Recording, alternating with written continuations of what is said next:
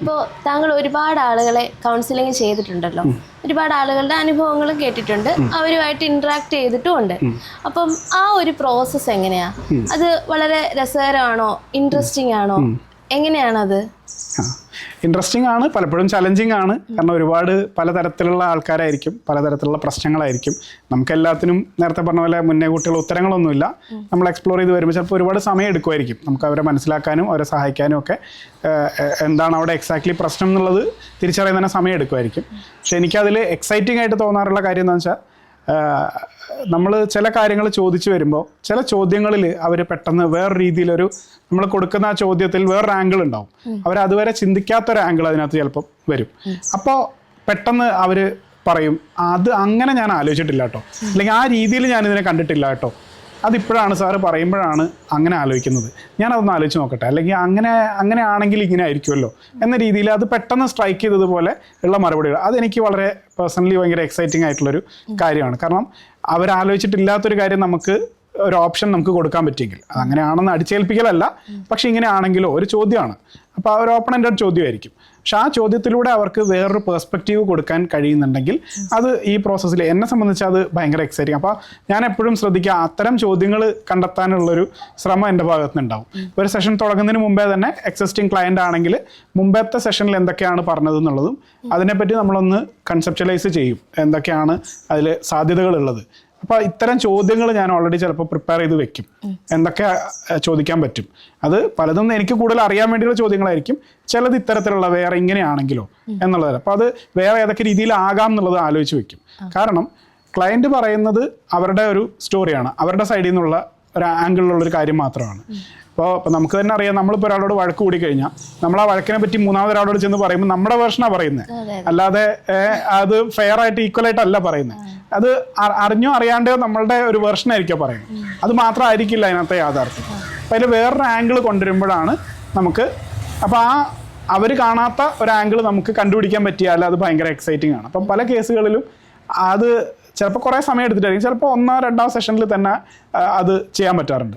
അങ്ങനെ ചെയ്യുമ്പോൾ എന്ന് വെച്ചാൽ കുറച്ചും കൂടി സ്വിച്ച് ഇട്ട പോലെയുള്ളൊരു ഇതവിടെ വരും. അവർ അങ്ങനെ അത് നമ്മൾ ചോദിച്ചത് കറക്റ്റ് ആണെങ്കിൽ, അവരെ സംബന്ധിച്ചത് വർക്കായെങ്കിൽ നമുക്ക് അപ്പം മുതൽ വളരെ മാറ്റങ്ങൾ കാണാൻ പറ്റും. ചിലപ്പോൾ ആ ചോദ്യത്തിലേക്ക് എത്താൻ ചിലപ്പോൾ കുറേ അധികം സെഷൻസ് വേണ്ടി വന്നിട്ടുണ്ടാവും, പക്ഷെ അതിലേക്ക് എത്തുമ്പോൾ ഉണ്ടാവുന്ന മാറ്റം ഭയങ്കര എക്സൈറ്റിംഗ് ആണ്. പല കേസുകളിലും അത് ഭയങ്കര രസകരമാണ്.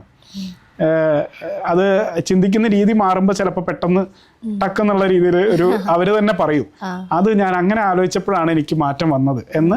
അപ്പൊ ചിലപ്പോൾ അത് ഫോളോ അപ്പ് തന്നെ ആവശ്യം വരില്ല, അടുത്ത സെഷനിൽ വിളിക്കുമ്പോഴത്തേക്ക് അവർ ഓക്കെ ആയിട്ടുണ്ടാവും. അങ്ങനെയുള്ള ഇതും കാണാറുണ്ട്. എല്ലാ കേസും അങ്ങനെയാണെന്നല്ല, പക്ഷെ ഇത് വരുമ്പോൾ രസമാണ്. പിന്നെ ചലഞ്ചിങ് ആയിട്ടും വരാറുണ്ട്. എല്ലാം നമുക്ക് 100% ഡീൽ ചെയ്യാൻ ആർക്കും കഴിയില്ല.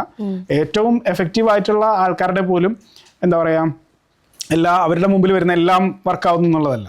പിന്നെ ഓരോ സൈക്കോളജിസ്റ്റുകൾക്ക് അവരുടെ സ്ട്രെങ്ത് ഏരിയാസ് ഉണ്ടാവും. ചില കാര്യങ്ങളായിരിക്കും ഓരോരുടെ മേഖല. അപ്പം അതിനനുസരിച്ചുള്ള ഇപ്പോൾ തെറാപ്പികളായിരിക്കും അവർ കൂടുതൽ ഉപയോഗിക്കുന്നത്. അത് എല്ലാവർക്കും ഒരേപോലെ ആയിക്കൊള്ളുന്നില്ല. അപ്പം അതുകൊണ്ട് പലപ്പോഴും ക്ലയൻസ് ഈ ഒരു കാര്യം പറയുമ്പോൾ ഒരാളുടെ അടുത്ത് പോയിട്ട് വർക്കായില്ല, അപ്പം അയാളുടെ ഒരു സ്ട്രെങ്ത് ഏരിയ ആയിരിക്കില്ല ഇവർക്ക് വേണ്ടിയത് എന്നുള്ളതും കൂടെ അവിടെ പ്രശ്നം ഉണ്ടാകും. അപ്പോൾ രസകരമാണ്, ചിലപ്പോൾ ചലഞ്ചിങ് ആണ്, ചിലപ്പോൾ ഇതേപോലെ നമ്മൾ വേറൊരു ആംഗിളിൽ ചിന്തിച്ചത് അവർക്ക് വർക്കായെങ്കിൽ അത് ഭയങ്കര സാറ്റിസ്ഫൈയിങ്ങുമാണ്. നമുക്ക് അതിൻ്റെ ഒരു റെമ്യൂണറേറ്റീവ് ആസ്പെക്റ്റ് അല്ല, അതിൽ നിന്ന് കിട്ടുന്ന നമുക്കൊരാളിൽ ചേഞ്ച് ഉണ്ടാക്കാൻ പറ്റിയെങ്കിൽ ഒരു പ്രത്യേകിച്ചൊരു പെർസ്പെക്റ്റീവ് ലെവലിൽ അവരെങ്ങനെ കാര്യങ്ങൾ നോക്കി കാണുന്നു എന്നുള്ളതിലൊരു ചേഞ്ച് കൊണ്ടുവരാൻ പറ്റുകയാണെങ്കിൽ അത് ഭയങ്കര രസകരമായിട്ട് തോന്നാറുണ്ട്. സർ, അതുപോലെ ഇപ്പോൾ ചലഞ്ചിങ് എന്ന് പറഞ്ഞു, എല്ലാ ആളുകളും വ്യത്യസ്തരാണ്.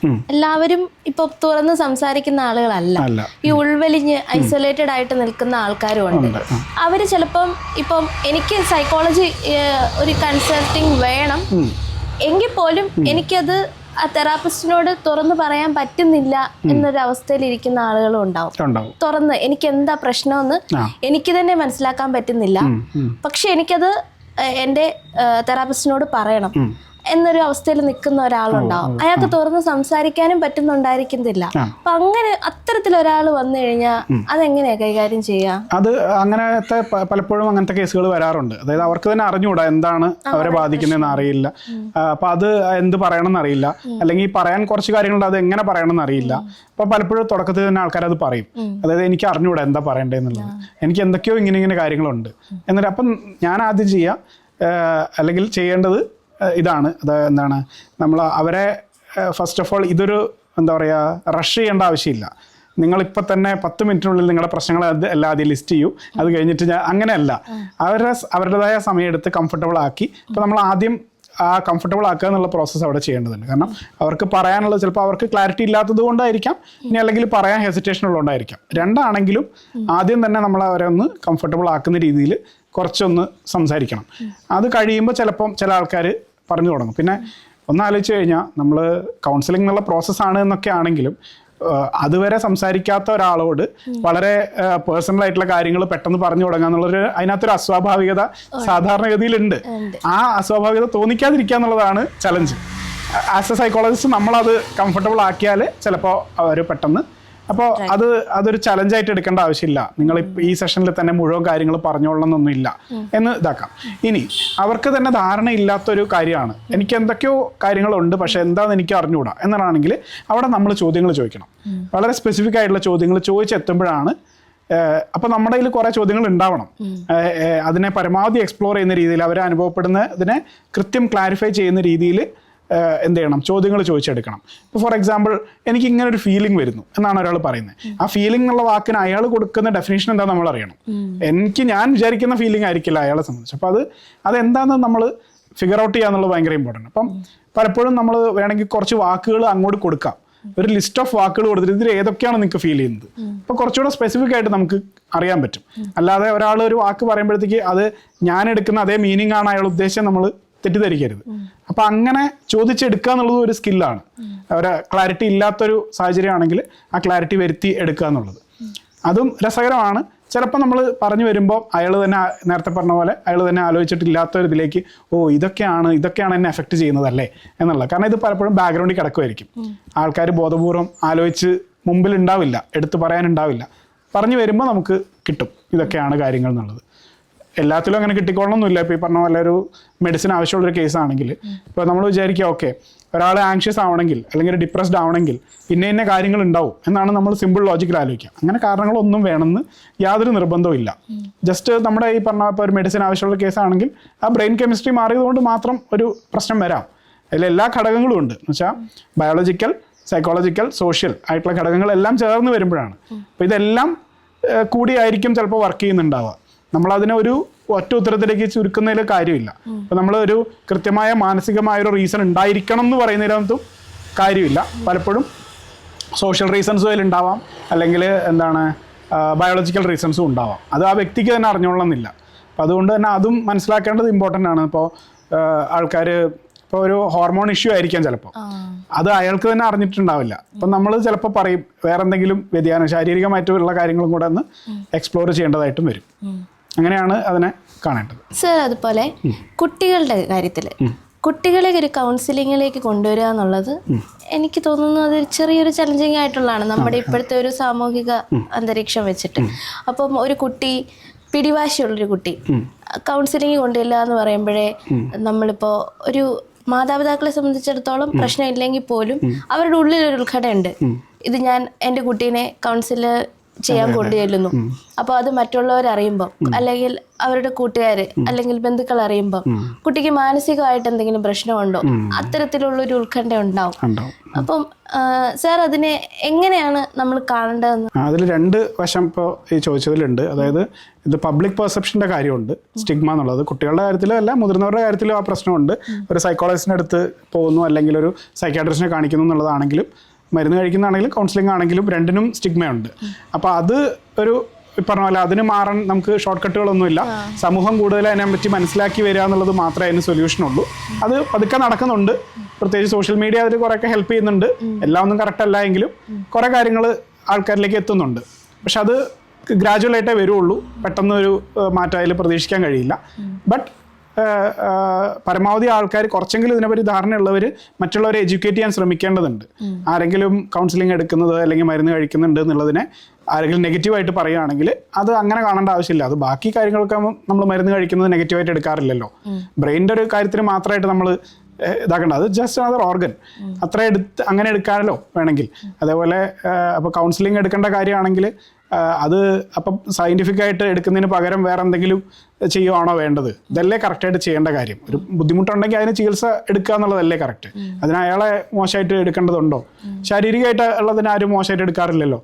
ഒരു പനി വന്നിട്ട് ആശുപത്രി പോകാന്ന് പറയുന്നത് ആരും മോശമായിട്ട് എടുക്കാറില്ല. പക്ഷേ കുറച്ച് പ്രശ്നങ്ങളുണ്ടെന്ന് തോന്നുന്നു, ഒരു കൗൺസിലിംഗ് എടുക്കാം എന്ന് പറഞ്ഞു കഴിഞ്ഞാൽ അത് മാത്രം ഇങ്ങനെ പ്രശ്നമാവുന്നത്. അപ്പം അങ്ങനെ ആൾക്കാരെ എഡ്യൂക്കേറ്റ് ചെയ്യേണ്ടതുണ്ട്. അതാണ് സ്റ്റിഗ്മയുടെ സൈഡ്. അതല്ല കുട്ടികളുടെ ഇതിലേക്ക് വരികയാണെങ്കിൽ കുട്ടികളുടെ ഇത് കുറച്ചും കൂടി പറഞ്ഞ കൗൺസിലിംഗ് പ്രോസസ്സിന് അത് ഒരു ചലഞ്ചിങ് ആയിട്ടുള്ള കാര്യമാണ്. കാരണം കൗൺസിലിംഗ് പ്രോസസ്സിൽ നമ്മൾ ഡീപ്പായിട്ട് സംസാരിക്കുകയും കാര്യങ്ങൾ മനസ്സിലാക്കുകയും അതൊക്കെ അങ്ങനത്തെ ഒരു ചിന്തിച്ച് കൊഗ്നേറ്റീവ് ആസ്പെക്റ്റ് ആ ഒരു രീതിയിൽ കുട്ടികളുടെ അധികം ഡീൽ ചെയ്യാൻ പറ്റില്ല. കാരണം കുട്ടികളോട് ഭയങ്കര ആഴത്തിൽ സംസാരിക്കാനോ അവരുടെ സ്വന്തം കാര്യങ്ങളെ കുറിച്ച് റിഫ്ലക്ട് ചെയ്യിക്കാനോ ഒക്കെ നമുക്ക് ബുദ്ധിമുട്ടായിരിക്കും. അവിടെ കുറച്ചുകൂടെ ബിഹേവിയറൽ അപ്രോച്ച് പക്ഷേ ഹെൽപ്പ് ചെയ്യും. കൗൺസിലിംഗ് അവിടെ പറ്റില്ല എന്നല്ല, വേറെ രീതിയിലാണ് അതിനെ കൈകാര്യം ചെയ്യുന്നത്. അവരെ കുറച്ചും കൂടി അപ്പോൾ അവർ അത് ഡെഫിനറ്റ്ലി അവരുടെ പാരൻസിനും അതേപോലെ അവരെ ഇടപെടുന്ന മറ്റു ടീച്ചേഴ്സ് ആണെങ്കിൽ അവരുടെ അടുത്തൊക്കെ അവരെ സൈക്കോ എഡ്യൂക്കേറ്റ് ചെയ്യേണ്ടതായിട്ടുണ്ട്. അവരുടെ അടുത്ത് പറഞ്ഞു കൊടുക്കേണ്ടതുണ്ട് ഇതിൽ എന്തൊക്കെയാണ് കുട്ടിയെ ബാധിക്കുന്നത് എന്നുള്ളതും അതിനെ എങ്ങനെ ബെറ്റർ ആക്കാം, എന്തൊക്കെ ടെക്നിക്സ് അതിനെ ഉപയോഗിക്കാം എന്നുള്ളത് അവരെ ആയിരിക്കും കൂടുതൽ എഡ്യൂക്കേറ്റ്. കുട്ടിയോട് നേരിട്ട് പറയുന്നതിനേക്കാളും കൂടുതൽ കുട്ടിയെ എങ്ങനെ, ഇപ്പോൾ ഒരു പെരുമാറ്റ പ്രശ്നമുള്ളൊരു കുട്ടിയാണെങ്കിൽ ആ പെരുമാറ്റം എങ്ങനെ റെഡിയാക്കി എടുക്കാം എന്നുള്ളതിനെ പറ്റി ചുറ്റുമുള്ളവരെ നമുക്ക് എഡ്യൂക്കേറ്റ് ചെയ്യാൻ പറ്റും. അവരെ ഈ ടെക്നിക്സ് പഠിപ്പിച്ചു കൊടുക്കാൻ പറ്റും. അങ്ങനെയാണ് പലപ്പോഴും അത് വർക്ക് ചെയ്യിക്കുക. കുട്ടിയോട് നേരിട്ട് ഇതാക്കുന്ന ഇല്ല എന്നല്ല, പക്ഷെ അത് ഇപ്പം നമ്മൾ ഫിസിക്കൽ ഹെൽത്തിൻ്റെ ഇതിന് നമ്മൾ സ്പെഷ്യലൈസേഷൻസ് പറയും. കുട്ടികളുടെ ഇപ്പോൾ പീഡിയാട്രീഷ്യൻ ആണ് അതിൽ എക്സ്പെർട്ട് ആയിട്ടുള്ളവർ. ഒരു ജനറൽ മെഡിസിൻ ആൾക്കാർ ഒരു കുട്ടിക്ക് മരുന്ന് കൊടുക്കാൻ പറ്റില്ല എന്ന് വെച്ചാൽ പറ്റും, പക്ഷേ എപ്പോഴും ബെറ്റർ ഒരു പീഡിയാട്രീഷ്യൻ ആയിരിക്കും. അപ്പം ഫിസിക്കൽ ഹെൽത്ത് പോലെ തന്നെ മെൻ്റൽ ഹെൽത്തിൻ്റെ കാര്യത്തിൽ സ്പെഷ്യലൈസേഷൻസ് ഉണ്ട്. പക്ഷെ അത് ആയി വരുന്നതേ ഉള്ളൂ. ഫിസിക്കൽ ഹെൽത്ത് പോലെ നമ്മളിപ്പോൾ ഒരു സാധാരണ ഒരു ഹോസ്പിറ്റലിൽ പോയാൽ തന്നെ അതിൽ പല ഡിപ്പാർട്ട്മെൻറ്റ്സും ഓരോ ഡിപ്പാർട്ട്മെൻറ്റിൽ എക്സ്പെർട്ട് ആയിട്ടുള്ള ഡോക്ടേഴ്സിനെയും കാണുന്ന പോലെ അത്രയും കോമൺ അല്ല സൈക്കോളജിസ്റ്റുകളുടെ കാര്യത്തിൽ. അത്രയും എണ്ണവും അല്ലെങ്കിൽ അത്രയും സ്ഥാപനങ്ങളൊക്കെ ആയി വരുന്നതേ ഉള്ളൂ. പക്ഷേ കുട്ടികളിൽ സ്പെഷ്യലൈസ് ചെയ്യുന്ന ആൾക്കാരുണ്ട്. അതേപോലെ കപ്പിൾ കേസസിൽ മാരേജ് റിലേറ്റഡ് ആയിട്ടുള്ള ഇഷ്യൂസിലൊക്കെ കോൺസെൻട്രേറ്റ് ചെയ്യുന്ന ആൾക്കാരുണ്ട്. അങ്ങനെ ഇപ്പോൾ ഭാവിയിൽ അത് ഓരോ ഡിസോർഡേഴ്സിന് തന്നെ സ്പെഷ്യലൈസ്ഡ് ആയിട്ടുള്ള ആൾക്കാർ കൂടുതലായിട്ട് വരേണ്ടതുണ്ട്. പുറത്തൊക്കെ അങ്ങനെ കൂടുതലായിട്ട് വരുന്നുണ്ട്. നമ്മുടെ നാട്ടിലും ആയി വരുന്നു. ഇപ്പോൾ ചില ആൾക്കാർ കൂടുതൽ ഇന്ന കേസുകൾ എടുക്കുന്നു എന്നുള്ള തരത്തിലേക്ക് അതൊക്കെ ആയി വരുന്നുണ്ട്. അതിനെ ഫോർമലാക്കി കൊണ്ടുവരേണ്ടതുണ്ട്. അങ്ങനെ വരുമ്പോൾ കുറച്ചും കൂടി സ്പെഷ്യലൈസേഷൻ, അപ്പോൾ കുട്ടികളുടെ കാര്യത്തിലും അവരെ ഡീൽ ചെയ്യേണ്ടത് ഒരു രീതിയുണ്ട്, അതിന് വേണ്ട ട്രെയിനിങ് ഉണ്ട്, അതിന് ഉപയോഗിക്കേണ്ട ടെക്നീക്സ് ഡിഫറെൻ്റ് ആണ്. അപ്പോൾ അങ്ങനെ ചെയ്യാൻ പറ്റും. ചലഞ്ചിങ് ആണോ എന്ന് വെച്ചാൽ സാധാരണ ഒരാളെ സംബന്ധിച്ച്, സാധാരണ സൈക്കോളജിയെ സംബന്ധിച്ച് അത് ചലഞ്ചിങ് ആണ്. അതിൽ സ്പെഷ്യലൈസ് ചെയ്തിട്ടുള്ള ഒരാൾക്ക് അതിന് കൂടുതൽ ട്രെയിനിങ് കിട്ടിയിട്ടുണ്ടാവും, കൂടുതൽ അറിവുണ്ടാവും, കൂടുതൽ എക്സ്പീരിയൻസ് ഉണ്ടാവും. ഞാൻ പൊതുവേ കുട്ടികളുടെ കേസ് എടുക്കുന്നത് കുറവാണ്. എൻ്റെ ഒരു മേഖല, എൻ്റെ ഒരു സ്ട്രെങ്ത് ഏരിയ അതല്ല എന്നുള്ളത് കൊണ്ട് ഞാൻ അത് അധികം എടുക്കാറില്ല. ബട്ട് ചിലപ്പോൾ നമ്മൾ കൺസൾട്ട് ചെയ്തിട്ട് നമുക്ക് മാനേജബിൾ ആണെങ്കിൽ ചെയ്യാറുണ്ട്, അല്ലെങ്കിൽ റെഫർ ചെയ്യാറുമുണ്ട് പലപ്പോഴും. അപ്പോൾ അങ്ങനെയാണ് ഇതിന് സൊല്യൂഷൻ ഉണ്ട്. ബട്ട് അഡൾട്ട്സിനെ ഡീൽ ചെയ്യുന്ന സെയിം രീതിയിലല്ല, അതിന് അതിൻ്റെതായ ടെക്നിക്സും അതിൻ്റെതായ തിയറീസും കാര്യങ്ങളും ഉണ്ട്. സാർ, ഇപ്പോൾ എൻ്റെ ഒരു സുഹൃത്തിന് എനിക്ക് മനസ്സിലാവുകയാണ് ആ ആൾക്ക് ഇതുപോലെ മാനസികമായിട്ട് ആള് ഡൗൺ ആണ്, അല്ലെങ്കിൽ ഒരു വെല്ലുവിളി നേരിട്ടുകൊണ്ടിരിക്കുകയാണ് എന്ന് എനിക്ക് മനസ്സിലാവുക. അപ്പോൾ എനിക്ക് അയാളെ എങ്ങനെ സഹായിക്കാൻ കഴിയും? ഞാൻ എങ്ങനെ അയാളെ ആയിട്ട് ഇന്ററാക്ട് ചെയ്യണം? അയാളെ എങ്ങനെ ചെറിയ രീതിയിലെങ്കിലും എനിക്ക് അദ്ദേഹത്തെ സഹായിക്കാൻ കഴിയും? മിക്ക ആൾക്കാർക്കും ഉള്ളൊരു പ്രശ്നമാണ്. അതായത് നമ്മളുടെ അടുത്ത് ഒരാൾ വന്നിട്ട് ഒരു മാനസികമായിട്ടൊരു ബുദ്ധിമുട്ട് നേരിടുന്നു എന്ന് പറയുകയാണെങ്കിൽ, അല്ലെങ്കിൽ നമുക്ക് തോന്നുകയാണ് എന്നാണെങ്കിൽ എങ്ങനെ ഒരാളെ സപ്പോർട്ട് ചെയ്യാം എന്നുള്ളത് നമുക്ക് പലപ്പോഴും അറിയില്ല.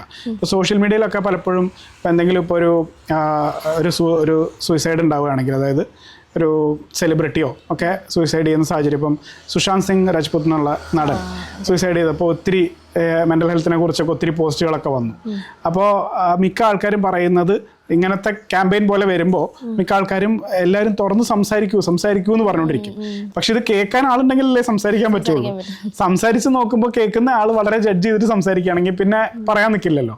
അപ്പോൾ എങ്ങനെ കേൾക്കണം എന്നുള്ളതാണ്. അപ്പം സംസാരിക്കൂ എന്നുള്ളത് അവർക്ക് സംസാരിക്കാൻ താല്പര്യം ഉണ്ടായിരിക്കും, പക്ഷെ കേൾക്കാൻ ആളില്ലാത്തതായിരിക്കും പ്രശ്നം. ആളില്ലാന്ന് വെച്ചാൽ എങ്ങനെ കേൾക്കണം എന്ന് അറിയാത്ത ആൾക്കാരായിരിക്കും. അപ്പോൾ അതുകൊണ്ട് തന്നെ ഇപ്പം മിക്ക ആൾക്കാരെന്ത് ചെയ്യും, ഒരു പ്രശ്നം പറയുമ്പോൾ ഒരാളിരുന്ന് കരയുകയാണെന്ന് വിചാരിക്കുക. സാധാരണ ഒരു ആവറേജ് റെസ്പോൺസ് എന്താ, കരയല്ലേ എന്നാണ് പറയുക. ഈ കരയല്ലേ എന്ന് പറഞ്ഞു കഴിഞ്ഞാൽ അങ്ങനെ സ്വിച്ച് ഇട്ട പോലെ ഓ കരയാതെ നിന്നാൽ മതി അല്ലേ എന്ന് പറഞ്ഞിട്ട് ഉടനെ ആരും കരച്ചിൽ നിർത്തിയ ചരിത്രമില്ല. സോ എങ്ങനെ ഒരാളായിട്ട് സംസാരിക്കണം, ബുദ്ധിമുട്ട് നേരിടുന്ന അത് കറക്റ്റായിട്ട് മിക്ക ആൾക്കാർക്കും അറിഞ്ഞുകൂടാന്നുള്ളതാണ്. അത് ഓക്വേർഡായിട്ട് വരും പലപ്പോഴും, എന്താ പറയേണ്ടതെന്ന് അറിഞ്ഞുകൂടാ. ഒരാൾ ബുദ്ധിമുട്ട് പറയുന്നുണ്ട്, നമുക്ക് ഹെൽപ്പ് ചെയ്യണമെന്നുണ്ട്, പക്ഷേ അപ്പോൾ അവിടെ ചെയ്യേണ്ടത് ആദ്യം അയാൾക്ക് എന്താണ് ഓക്കെ ആയിട്ടുള്ളത് നമ്മൾ മനസ്സിലാക്കേണ്ടതുണ്ട്. അതായത് സംസാരിക്കാനുള്ള താല്പര്യമുള്ള ഒരാളാണോ, ചിലപ്പോൾ ആ സമയത്ത് സംസാരിക്കാനുള്ള മൂഡിലായിരിക്കില്ല. അപ്പോൾ അവിടെ ചെന്നിട്ട് ഇപ്പം എന്നോട് മുഴുവൻ കാര്യങ്ങൾ പറയും ഞാൻ കേൾക്കാം എന്ന് പറയും നിർബന്ധിക്കുന്നതിൽ അർത്ഥമില്ല. So first thing that you can do is നമുക്ക് നമ്മുടെ പ്രസൻസ് എൻഷുർ ചെയ്യാം. നിനക്ക് എന്തെങ്കിലും ഉണ്ടെങ്കിൽ പറയാൻ തോന്നുന്നുണ്ടെങ്കിൽ ഞാനിവിടെ ഉണ്ട് കേട്ടോ, കേൾക്കാൻ ഒരാളുണ്ട് എന്നുള്ളത് അറിയിക്കുക. അവർക്ക് സംസാരിക്കാൻ അപ്പോൾ ഓക്കെ ആണെങ്കിൽ അപ്പോൾ സംസാരിക്കട്ടെ. അതല്ല പിന്നീട് ചിലപ്പോൾ കുറച്ചുകൂടി മൂഡ് ബെറ്റർ ആയിട്ടാണ് അവർക്ക് പറ്റുന്നതെങ്കിൽ അപ്പോൾ ഇതാകട്ടെ. പിന്നീടാണെങ്കിൽ നിനക്ക് തോന്നുവാണെങ്കിൽ എന്നോട് പറഞ്ഞു കേട്ടോ എന്ന് പറഞ്ഞു കഴിഞ്ഞാൽ യു ആർ ജസ്റ്റ് നമ്മുടെ അവൈലബിലിറ്റി നമ്മൾ പറയുകയാണ്, ഞാനിവിടെ ഉണ്ട് എന്നുള്ളത് അറിയിക്കുകയാണ്, അല്ലാതെ നമ്മൾ ഫോഴ്സ് ചെയ്യുന്നില്ല. അതാണ് ഒരു കാര്യം നമുക്ക് ചെയ്യാൻ പറ്റുക. പിന്നെ ഒരാൾ പറയുമ്പോൾ നമ്മളതിന് മിക്ക ആൾക്കാരും സൊല്യൂഷൻ കണ്ടെത്താനാണ് നോക്കുക. ഒരാൾ അയാളുടെ പ്രശ്നങ്ങൾ പറയുമ്പോൾ മിക്ക ആൾക്കാർക്ക് സൊല്യൂഷനൊക്കെ അവർ ആലോചിച്ചിട്ട് പല രീതിയിൽ അവർ ശ്രമിച്ചിട്ടുണ്ടാവും. ഓൾറെഡി നമ്മൾ പറയുന്ന സൊല്യൂഷനൊക്കെ അവർ ഓൾറെഡി ട്രൈ ചെയ്തതായിരിക്കും. പലപ്പോഴും സൊല്യൂഷൻ ആയിരിക്കില്ല മിക്കപ്പോഴും അവിടെ ആവശ്യം പലപ്പോഴും കേൾക്കുക എന്നുള്ളതും ഫസ്റ്റ് പേഷ്യൻ്റായിട്ട് ലിസൺ ചെയ്യുക എന്നുള്ളതും അവരെന്താണ് എന്തിലൂടെയാണ് പൊയ്ക്കൊണ്ടിരിക്കുന്നത് നമ്മൾ മനസ്സിലാക്കുക എന്നുള്ളതായിരിക്കും ചിലപ്പോൾ ആവശ്യം. ചിലപ്പോൾ ചില സിറ്റുവേഷൻ നമുക്ക് സൊല്യൂഷൻ ഒന്നും ഉണ്ടാവില്ല. ഇപ്പോൾ ഒരാൾ സപ്പോസ് നമ്മുടെ ഒരു സുഹൃത്തിൻ്റെ വളരെ വേണ്ടപ്പെട്ട ഒരാൾ മരണപ്പെട്ടു, വീട്ടിലൊരാൾ മരണപ്പെട്ടു, അല്ലെങ്കിൽ അത്രയും ക്ലോസ് ആയിട്ടുള്ള ഒരു ഫ്രണ്ട് മരണപ്പെട്ടു എന്നാണെങ്കിൽ നമുക്ക് അതിന് സൊല്യൂഷൻ ഒന്നും പറയാനില്ല. നമുക്ക് ആ മരിച്ചുപോയ ആളെ തിരിച്ചു കൊണ്ടുവരാൻ പറ്റില്ല. അപ്പോൾ പിന്നെ എന്താ പറയുക വെച്ചാൽ അവിടെ നമ്മൾ കേൾക്കുക എന്നുള്ളതേ ഉള്ളൂ. നമ്മൾ എന്താ പറയുക അയാൾക്ക് ഇമോഷണലി ബെറ്റർ ആവാൻ സാധ്യതയുള്ള രീതിയിൽ സംസാരിക്കുക എന്നുള്ളതേ ഉള്ളൂ. അല്ലാതെ നമുക്കവിടെ സൊല്യൂഷനൊന്നും ഓഫർ ചെയ്യാനില്ല. സൊല്യൂഷൻ ഓഫർ ചെയ്യാനുള്ളതാണെങ്കിലും ചിലപ്പോൾ അവരതായിരിക്കില്ല നമ്മളിൽ നിന്ന് ആഗ്രഹിക്കുന്നത്. അപ്പോൾ ഈ ഒരു വ്യത്യാസം തിരിച്ചറിയുക. സൊല്യൂഷനാണോ അവർ ആഗ്രഹിക്കുന്നത് അതോ ഇമോഷണൽ സപ്പോർട്ടാണോ എന്നുള്ളത് ആദ്യം തിരിച്ചറിയേണ്ടതുണ്ട്. അതനുസരിച്ച് വേണം നമ്മൾ റെസ്പോണ്ട് ചെയ്യാൻ. മിക്കപ്പോഴും കൂടുതൽ സിറ്റുവേഷനിൽ ഇമോഷണൽ സപ്പോർട്ട് ആയിരിക്കും അവിടെ വേണ്ടത്. പക്ഷെ മിക്ക ആൾക്കാരും തിരിച്ചാണ് ചിന്തിക്കുക, സൊല്യൂഷൻ ഓറിയന്റഡ് ആയിരിക്കും സംസാരിക്കുന്നത്. അപ്പോൾ അതൊന്ന്. പിന്നെ സപ്പോർട്ട് വേണ്ട ഒരാളാണെങ്കിൽ ഇപ്പം നമ്മൾ അവരായിട്ട് തർക്കിക്കാൻ പോകരുത് എന്നുള്ളത്. ഇപ്പം സപ്പോസ് ഒരാൾ സൂയിസൈഡൽ ടെൻഡൻസി ആയിട്ട് പറയുകയാണ്, അതായത് എനിക്ക് ഇങ്ങനെയൊക്കെ തോന്നുന്നു എന്ന് പറയുമ്പോഴത്തേക്കും അങ്ങനെ ചിന്തിക്കാൻ പാടില്ല, അതൊന്നും ശരിയല്ല എന്ന് പറഞ്ഞിട്ട് അയാളെ ആയിട്ട് തർക്കിക്കുക ഉപദേശിക്കുക എന്നുള്ള രീതിയിൽ പറയുമ്പം അതുകൊണ്ട് മാത്രം ആ തോന്നൽ മാറില്ല. അത് വീണ്ടും വരാൻ സാധ്യതയുണ്ട്, അല്ലെങ്കിൽ കൂടുതൽ ഇൻറ്റൻസ് ആയിട്ട് തോന്നാൻ സാധ്യതയുണ്ട്. അപ്പോൾ അവിടെ നമ്മൾ വേണമെങ്കിൽ വേറൊരു ആംഗിൾ, ഇപ്പോൾ ഒരു ഉദാഹരണം പറയുകയാണെങ്കിൽ ഓക്കെ ഇപ്പം അങ്ങനെ തോന്നുന്നുണ്ട്, പക്ഷേ എല്ലാ സമയത്തും അങ്ങനെ തോന്നുന്നുണ്ടോ, അങ്ങനെ തോന്നാത്ത സമയങ്ങളും ഇല്ലേന്ന് ചോദിക്കാം. അപ്പോൾ ശരിയാണ്. അപ്പോൾ അങ്ങനെ ചോദിക്കുമ്പോൾ ചിലപ്പോൾ അയാൾ വിചാരിക്കും ഇതിനൊരു ഗ്രാഫ് ഉണ്ട്, ഒരു ഏറ്റക്കുറച്ചിലുണ്ട്, അപ്പോൾ ചില സമയത്ത് തോന്നാത്ത എന്താ, അപ്പോൾ അതും ഉണ്ടല്ലോ എന്നുള്ള രീതിയിൽ വേണമെങ്കിൽ അങ്ങനെ ചിന്തിപ്പിക്കാൻ പറ്റും. അതേപോലെ ഡയറക്റ്റ്ലി ക്വസ്റ്റ്യൻ ചെയ്യല്ല, അവരായിട്ട് തർക്കിക്കുകയല്ല, പക്ഷെ ഒന്ന് മാറി ചിന്തിക്കാനുള്ള പോസിബിലിറ്റി ഉള്ള തരത്തിൽ നമുക്ക് ലൈറ്റായിട്ട് സംസാരിക്കാം. അങ്ങനത്തെ രീതിയിൽ സംസാരിച്ചാൽ ചിലപ്പോൾ കുറച്ചും കൂടി വർക്കാവും. അപ്പം നമ്മൾ അവരെ മനസ്സിലാക്കുന്നുണ്ട് എന്നുള്ളൊരു കാര്യം കൂടെ അവിടെ കൺവേഡ് ആവുന്നുണ്ട്. പിന്നെ സൂയിസൈഡൽ ടെൻഡൻസിയോ അല്ലെങ്കിൽ കുറച്ചുകൂടെ തീവ്രമായിട്ടുള്ള പ്രശ്നങ്ങളോ ആണ് കേൾക്കുന്നതെങ്കിൽ ഡെഫിനറ്റ്ലി എന്ത് ചെയ്യണം, ഒരു സൈക്കോളജിസ്റ്റിനായിട്ട് സംസാരിക്കാനുള്ളതും കൂടെ പറയണം. അല്ലാണ്ട് നമ്മൾ ഒറ്റയ്ക്ക് സോൾവ് ചെയ്യാൻ ശ്രമിക്കരുത് എന്നുള്ളതും കൂടെ ഉണ്ട്. പ്രൊഫഷണൽ ഹെൽപ്പ് എടുക്കേണ്ടതുണ്ട്. അല്ലെങ്കിൽ നമുക്ക് ചിലപ്പോൾ ഒരു സൂയിസൈഡൽ ടെൻഡൻസി ഉള്ള ഒരാളാണെങ്കിൽ നമുക്ക് ആളെ നഷ്ടപ്പെടുന്നൊരു സാഹചര്യം ഉണ്ടാകും. അപ്പോൾ ഒരിക്കലും റിസ്ക് എടുക്കാൻ പാടില്ല. ബട്ട് ആ മൊമെന്റിൽ എന്ത് പറയണം എന്ന് വെച്ചാൽ ഈ രീതിയിലൊക്കെ പറഞ്ഞാൽ ഹെൽപ്പ് ആവുമായിരിക്കും. നമ്മുടെ ആരോഗ്യ മേഖല ഇപ്പോൾ വളരെയധികം മെച്ചപ്പെട്ട് നിൽക്കുന്ന ഈ ഒരു സാഹചര്യത്തിൽ നമുക്ക് മാനസികാരോഗ്യവുമായി ബന്ധപ്പെട്ട് സർക്കാർ നമുക്ക് ലഭ്യമാക്കുന്ന സംവിധാനങ്ങൾ എന്തൊക്കെയാണുള്ളത്? പൂർണ്ണമായൊരു ചിത്രം എനിക്ക് അറിയില്ല. ഞാൻ സ്വന്തം പ്രാക്ടീസ് ചെയ്യുന്നതായതുകൊണ്ട് അറിയാവുന്നിടത്തോളം ഞാൻ പറയാം. ഇപ്പോൾ തീർച്ചയായിട്ടും നമ്മൾ ഹോസ്പിറ്റലുകളിലൊക്കെ സൈക്യാട്രിസ്റ്റുകൾ അവൈലബിൾ ആണ്. സൈക്യാട്രി ഡിപ്പാർട്ട്മെൻറ്റ് ഉണ്ട്. ഇപ്പോൾ സർക്കാർ മെഡിക്കൽ കോളേജുകളിലൊക്കെയും സൈക്യാട്രിസ്റ്റും അതേപോലെ ക്ലിനിക്കൽ സൈക്കോളജിസ്റ്റും എല്ലാം അവൈലബിൾ ആണ്. പക്ഷെ അത് താഴെത്തട്ടിലേക്ക് വരുന്തോറും അതിൻ്റെ അവൈലബിലിറ്റി വളരെ കുറവായിരിക്കും. ചിലപ്പോൾ ആഴ്ചയിൽ ഒരു ദിവസം എന്നുള്ള രീതിയിലൊക്കെ ആയിരിക്കാം സൈക്യാട്രിസ്റ്റ് ഉണ്ടാവുക. സൈക്കോളജിസ്റ്റ് അവൈലബിൾ ആവണമെന്ന് പോലും ഇല്ല. അപ്പോൾ അത് അവിടെ ഒരു അപര്യാപ്തത ഉണ്ട്. ഇപ്പോൾ പറഞ്ഞ പോലെ മറ്റു പല കാര്യങ്ങളിലും വലിയ രീതിയിൽ അച്ചീവ്മെൻറ്റ്സ് നടത്തുന്നുണ്ട് സർക്കാർ ഇതിലാണെങ്കിലും അല്ലാതെ ആണെങ്കിലും ഒക്കെ. നമ്മുടെ ആരോഗ്യ മേഖല പൊതുവെ വളരെ മെച്ചപ്പെട്ടതാണ്. പക്ഷേ മെൻ്റൽ ഹെൽത്തിൻ്റെ കാര്യത്തിൽ അത്രത്തോളം അതിൻ്റെ മറ്റ് മേഖലകളുടെ തുല്യമായിട്ട് നമുക്ക് പറയാൻ കഴിയില്ല. അപ്പോൾ ഈ പറഞ്ഞ സർക്കാർ സംവിധാനങ്ങൾ അവിടെ ശരിക്കും അപര്യാപ്തമാണെന്ന് പറയേണ്ടി വരും. ഒരുപാട് ഇമ്പ്രൂവ് ചെയ്യേണ്ടതുണ്ട് എന്നുള്ളത്. പക്ഷേ എന്നാലും നമ്മൾ പിന്നെ ഹെൽത്ത് സെൻ്ററുകളിൽ ആഴ്ചയിൽ എങ്കിലും ഈ പറഞ്ഞ പോലെ മെൻ്റൽ ഹെൽത്ത് സർവീസസ് അവൈലബിൾ ആണ്. അത് അന്വേഷിച്ച് കഴിഞ്ഞാലാണ് കൃത്യം ഓരോ സ്ഥലത്തും അവൈലബിലിറ്റി ഡിഫറെൻ്റ് ആയിരിക്കും. പക്ഷേ അടിസ്ഥാനപരമായിട്ട് അങ്ങനെ ഇതുണ്ട്. പിന്നെ ഡിസ്ട്രിക്ട് മെൻ്റൽ ഹെൽത്ത് പ്രോഗ്രാം എന്ന് പറയുന്ന സർക്കാരിൻ്റെ സംവിധാനമുണ്ട്. അതിൻ്റെ ഭാഗമായിട്ട് പല പ്രോജക്റ്റുകളും അതേപോലെ ഡേ കെയർ സെൻ്ററുകൾ പോലെയുള്ള മാനസിക വെല്ലുവിളി നേരിടുന്ന ആൾക്കാർക്ക് പകൽ സമയം അവരെ പിന്നെ കൈകാര്യം ചെയ്യാനായിട്ട് അവർക്കുള്ള സെൻറ്ററുകൾ അങ്ങനെയുള്ള ഇതൊക്കെ അവൈലബിൾ ആണ്. അതേപോലെ നമ്മൾ അഡിക്ഷനായിട്ട് ബന്ധപ്പെട്ട് അത് ഇതാക്കാനായിട്ട് വിമുക്തി എന്ന് പറയുന്ന അത് എല്ലാ സ്ഥലത്തും അതിൻ്റെ സെൻറ്ററുകളുണ്ട്. അപ്പോൾ അങ്ങനെയുള്ള പല അതേപോലെ ദിശ എന്ന് പറയുന്ന ഹെൽപ്പ് ലൈൻ നമ്പറുണ്ട്, 1056 എന്നുള്ള നമ്പറുണ്ട്. അപ്പോൾ അങ്ങനെയുള്ള പല സംവിധാനങ്ങളും സർക്കാരിൻ്റെ സൈഡിൽ നിന്നുണ്ട്. പക്ഷെ അത് ശരിക്കും ആവശ്യമുള്ളതിൻ്റെ എത്രത്തോളം ശതമാനം എന്ന് വെച്ച് കഴിഞ്ഞാൽ വളരെ ചുരുക്കമാണ്. മാത്രമല്ല അപ്പോൾ അത് സമൂഹത്തെ സംബന്ധിച്ച് അതൊരു ചലഞ്ചാണ്. കാരണം പൊതുവേ മെൻ്റൽ ഹെൽത്ത് സർവീസസ് നല്ലോണം ചിലവുള്ളൊരു കാര്യമാണ്. കൗൺസിലിംഗ് ആണെങ്കിലും മെഡിസിൻസ് ആണെങ്കിലും ഒക്കെ അത്യാവശ്യം ചിലവ് വരുന്ന കാര്യമാണ്. അപ്പോൾ അത് എല്ലാവർക്കും അഫോർഡബിൾ ആക്കണമെങ്കിൽ സർക്കാർ സംവിധാനങ്ങൾ കൂടുതൽ ശക്തമാവേണ്ടതുണ്ട്. പിന്നെ സ്ഥാപനങ്ങൾ ഇപ്പം കോളേജുകളിലൊക്കെ ഇപ്പം സൈക്കോളജിസ്റ്റുകൾ അവൈലബിൾ ആണ്.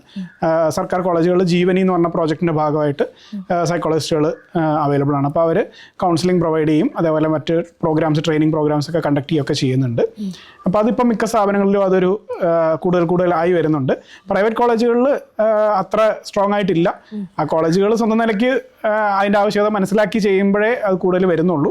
എല്ലായിടത്തും അതൊരു ശരിക്കും പറഞ്ഞാൽ നിയമം മൂലം നിർബന്ധമാക്കേണ്ട കാര്യമാണ്. കാരണം ഇപ്പോഴും നമുക്ക് ഇടയ്ക്കിടയ്ക്ക് കേൾക്കാം, ഇപ്പോൾ കുട്ടികൾ അക്കാഡമിക് പ്രഷർ കൊണ്ടോ മറ്റ് പേഴ്സണൽ പ്രശ്നങ്ങൾ കൊണ്ടോ ഒക്കെ ആത്മഹത്യ ചെയ്യുന്നതായിട്ടോ അല്ലെങ്കിൽ തീവ്രമായിട്ടുള്ള മാനസിക പ്രശ്നങ്ങൾ നേരിടുന്നതായിട്ടോ ഒക്കെ നമ്മൾ കാണാറുണ്ട്. ഇനി അതല്ലെങ്കിൽ പോലും ഒരു വലിയ സ്ഥാപനമാകുമ്പോൾ നൂറുകണക്കിന് ആയിരക്കണക്കിന് ആൾക്കാരൊക്കെ ഉള്ളൊരു സ്ഥാപനമാകുമ്പോൾ അവിടെ പലതരത്തിലുള്ള പ്രശ്നങ്ങൾ ഉണ്ടാവാനും സാധ്യതയുണ്ട്. അപ്പോൾ അവിടെ എന്തുകൊണ്ടും സൈക്കോളജിസ്റ്റുകൾ ആവശ്യമാണ്. എത്രത്തോളം ഉണ്ട് എന്നുള്ളത് ക്വസ്റ്റ്യനബിൾ ആണ്. അപ്പോൾ അതൊക്കെയാണ് സംവിധാനങ്ങൾ, സ്ട്രക്ചർ എന്നുള്ള രീതിയിൽ സർക്കാരിൻ്റെ ഭാഗത്തും അല്ലാതെയായിട്ടും ഉള്ളത്. ഇപ്പോൾ നിങ്ങളൊരു ഇപ്പോൾ ഒരു കോളേജിൽ പഠിക്കുകയാണെങ്കിൽ അല്ലെങ്കിൽ ഏതെങ്കിലും ഒരു വലിയ സ്ഥാപനത്തിൽ വർക്ക് ചെയ്യുകയാണെങ്കിലൊക്കെ അവിടെ ഇത്തരം സർവീസ് അവൈലബിൾ ആയിരിക്കും. ചിലപ്പോൾ അത് വേണ്ടത്ര പബ്ലിസൈസ് ചെയ്തിട്ടുണ്ടാവില്ല. അങ്ങനെ ഉണ്ടെന്ന് എല്ലാവർക്കും അറിഞ്ഞോണമെന്നില്ല. ഇപ്പോൾ കോളേജിലാണെങ്കിൽ ഒരാൾ ജോയിൻ ചെയ്യുന്ന സമയത്തുള്ളൊരു ഓറിയൻറ്റേഷൻ ക്ലാസ് മാത്രമേ ഉണ്ടാവുള്ളൂ. ബാക്കി ആരെങ്കിലും പറഞ്ഞു കേട്ടിട്ടായിരിക്കും ചിലപ്പോൾ ഇവിടെ ആ മൂലയിൽ ഒരാൾ ഇരിപ്പുണ്ട് എന്നുള്ള രീതിയിൽ അറിയുന്നുണ്ടാവുക. അങ്ങനെയുള്ള പ്രശ്നങ്ങളും ഉണ്ട്. എല്ലാവരിലേക്ക് എത്തുന്നില്ല എന്നുള്ള പ്രശ്നങ്ങളും ഉണ്ട്. പലപ്പോഴും ഞാൻ അങ്ങനത്തെ കേസസ് കാണാറുണ്ട്. അതായത് ഇപ്പോൾ കോളേജിലൊരു ഇഷ്യൂ ഉണ്ടായിട്ട് അപ്പോഴും കോളേജ് മാനേജ്മെൻറ്റിൻ്റെയോ അല്ലെങ്കിൽ വേണ്ടപ്പെട്ട ആൾക്കാരുടെ സമീപനം അതിനിപ്പോൾ ഒരു സംഭവം അങ്ങനെ ഉണ്ടായി എന്നുള്ളതുകൊണ്ട് ഒരാളെ എംപ്ലോയ് ചെയ്യേണ്ടതുണ്ടോ എന്നുള്ള രീതിയിലായിരിക്കും പലപ്പോഴും എടുക്കുന്നൊരു സമീപനം. അപ്പോൾ അത് കൂടുതൽ സമൂഹം അതിൻ്റെ ഇമ്പോർട്ടൻസ് തിരിച്ചറിയുന്നതനുസരിച്ച് സർവീസസ് ബെറ്റർ ആയിട്ട് വരും.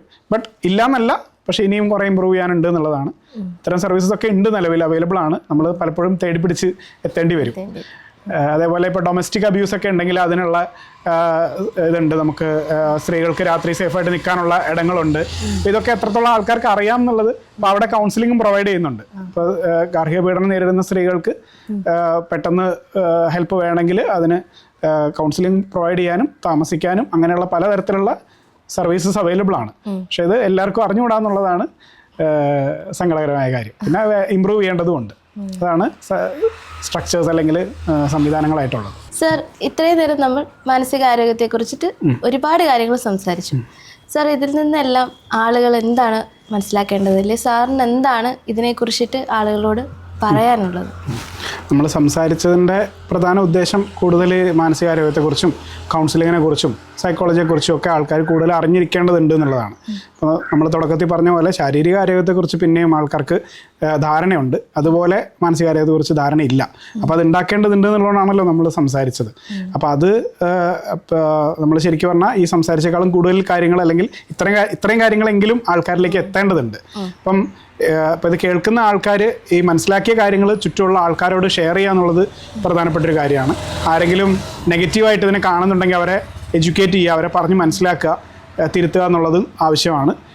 അതേപോലെ ഇത്തരം പ്രോഗ്രാമുകൾ ഞാൻ അതുകൊണ്ട് തന്നെ ഇത് സമൂഹത്തിന് ആവശ്യമാണെന്നുള്ളതും വേണ്ടത്ര അറിവ് ആൾക്കാരിലേക്ക് എത്തിയിട്ടില്ല എന്നുള്ളതും ഇപ്പം മാറി വരുന്നുണ്ടെന്ന് പറഞ്ഞാലും പുതിയ തലമുറ മാത്രമേ കുറച്ചും കൂടിയെങ്കിലും അവെയർ ആയിട്ടുള്ളൂ. അതും കറക്റ്റായിട്ടുള്ള ഇൻഫർമേഷൻ ആവണമെന്നില്ല. അതുകൊണ്ട് തന്നെ അതിന് വളരെയധികം പ്രസക്തി ഇപ്പോഴും ഉണ്ട് ആൾക്കാരിലേക്ക് ഈ വിവരങ്ങൾ എത്തിക്കുക എന്നുള്ളത്. അപ്പോൾ അതുകൊണ്ട് തന്നെ അതൊരു പ്രോഗ്രാമായിട്ട് ഞാൻ പലപ്പോഴും ചെയ്യാറുണ്ട്. മെൻ്റൽ ഹെൽത്ത് അവയർനെസ് എന്നുള്ള രീതിയിൽ ഒരു പ്രോഗ്രാമായിട്ട് ഒരു 1 hour ഒക്കെ ഇപ്പോൾ കോളേജുകളിലോ അല്ലെങ്കിൽ അങ്ങനെയുള്ളൊരു സ്ഥാപനങ്ങളിലൊക്കെ ആയിട്ട് ചെയ്യാറുണ്ട്. അപ്പോൾ അതിന് ആർക്കെങ്കിലും ആവശ്യമുണ്ടെങ്കിൽ എന്നെ ഡെഫിനറ്റ്ലി കോൺടാക്റ്റ് ചെയ്യാം. അത് ഞാൻ ഫ്രീ ഓഫ് കോസ്റ്റ് ആയിട്ടും ചെയ്യാറുണ്ട്. ഇത് സമൂഹത്തിലേക്ക് എത്തേണ്ട ആവശ്യമുണ്ടെന്നുള്ളത് തിരിച്ചറിയുന്നതുകൊണ്ടാണ് അത്തരം പ്രോഗ്രാംസ് ചെയ്യാറുള്ളത്. അപ്പോൾ ഈ കേൾക്കുന്നവർ മിനിമം എടുക്കേണ്ട കാര്യം, ഇത്തരം കാര്യങ്ങൾ നിങ്ങൾക്ക് പറഞ്ഞിടത്തോളം മനസ്സിലായെങ്കിൽ അത് ചുറ്റുമുള്ള ആൾക്കാരിലേക്ക് എത്തിക്കുക എന്നുള്ളതും കൂടുതൽ ആൾക്കാരിലേക്ക് എത്തിക്കണമെങ്കിൽ എന്നെ സമീപിക്കാം എന്നുള്ളതുമാണ് ഉദ്ദേശിക്കുന്നത്. സർ, ഇത്രയും നേരം നമുക്ക് വേണ്ടി ഇത്രയും ഇൻഫോർമേറ്റീവ് ആയിട്ടുള്ള കാര്യങ്ങൾ പറഞ്ഞു തന്നതിനും നമുക്ക് വേണ്ടി ഈ സമയം മാറ്റിവെച്ചതിനും ഒരുപാട് നന്ദി. Thank you. ഇത് ആൾക്കാരിലേക്ക് തീർച്ചയായിട്ടും എത്തേണ്ട ആവശ്യമുള്ളൊരു വിഷയമാണ്, പക്ഷേ ഒട്ടും അറിയാത്തൊരു വിഷയം കൂടിയാണ്. അതുകൊണ്ട് തന്നെ ഇങ്ങനത്തെ ഒരു പ്ലാറ്റ്ഫോം വരമ്പ് ചാനൽ തന്നപ്പോൾ തീർച്ചയായിട്ടും അത് ഉപയോഗിക്കണം എന്ന് എനിക്ക് തോന്നിയുകൊണ്ടാണ് അത് നമുക്ക് ചെയ്യാമെന്ന് വെച്ചത്. അപ്പോൾ അതിനുള്ളൊരു അവസരം ഒരുക്കിയ ചാനലിന് തീർച്ചയായിട്ടും താങ്ക് യു.